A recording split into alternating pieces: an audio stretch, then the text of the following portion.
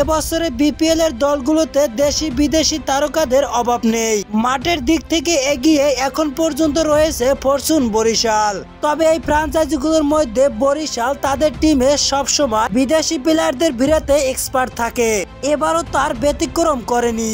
এবার খেলার শেষ পর্যায়ে এসে তারা দলে ভিড়িয়েছেন নিউজিল্যান্ডের ফাস্ট বোলার অ্যাডাম মিলন।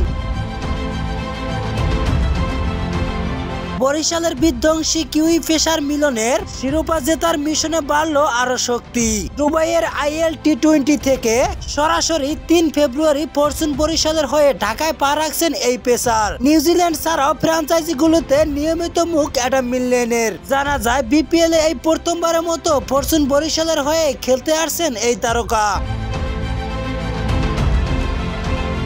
এর আগে IPL এ এই তারকা খেলেছেন রয়্যাল চ্যালেঞ্জার বেঙ্গালুরুর হয়ে ও চেন্নাই সুপার লিগের মতো দলের হয়ে। জানা যায় বর্তমানে এই পেসার খেলছেন IL T20 তে শারজার ওয়ারিশের হয়ে। এই টুর্নামেন্টে 9 ম্যাচে এখন পর্যন্ত এই বোলার 25.5 গড়ে নিয়েছেন 10 উইকেট। দলের পরের পর্বে ওঠার সম্ভাবনা নেই বলে এই তারকা বিপিএল এ প্রথমবারের মতো বাংলাদেশে এসে ফরচুন বরিশালের হয়ে মাঠে নামবেন। 194 ম্যাচে T20 ক্যারিয়ারে তার ডরায় রয়েছেন 222 উইকেট। ফরচুন বরিশালও এবছর বিপিএল এ পয়েন্ট টেবিল থেকে শীর্ষে রয়েছে। 3 ফেব্রুয়ারি থেকে শুরু হতে যাওয়া প্লে অফে আরো বিশাল শক্তি সঞ্চয় করে মাঠে নামতেছেন ফরচুন বরিশাল। টানা দ্বিতীয়বারের মতো শিরোপা জেতার আগ্রহীতে সবকিছু করতে প্রস্তুত চ্যাম্পিয়ন দল ফরচুন বরিশাল।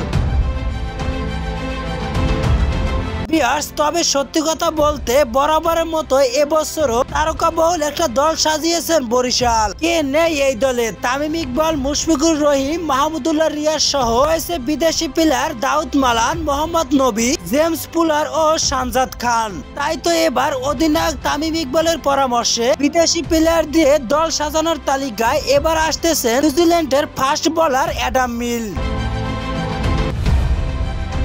তবে বাকি দলগুলোর মধ্যে বেশিরভাগ দলই যখন বিদেশি প্লেয়ারদের ভিড়াতে দলে ব্যস্ত হয়ে পড়েছে, তবে এই দিক থেকে বরিশালের আসরে শুরু থেকেই রয়েছে একটু ব্যতিক্রম। তবে গ্রুপ পর্বের পর প্লে অফে শক্তি বাড়াতে দারুণ পরিকল্পনা সাজাতে যাচ্ছেন 2024-এর চ্যাম্পিয়নরা। তারই আবির্ভাবে এবার বরিশালের সাথে সংযোজন হতে যাচ্ছে নিউজিল্যান্ডের এই পেস বোলার, যা বরিশাল সমর্থকদের জন্য নিঃসন্দেহে খুশির সংবাদ। আর এই বিষয়টি সামাজিক যোগাযোগ মাধ্যমগুলোতে শেয়ার করা হয় ফরচুন বরিশালের অফিসিয়াল ফেসবুক পেজ থেকে, যেটা প্রকাশের সাথে সাথে ভক্তদের ভিতরে বাড়তি উন্মাদনা সৃষ্টি করে।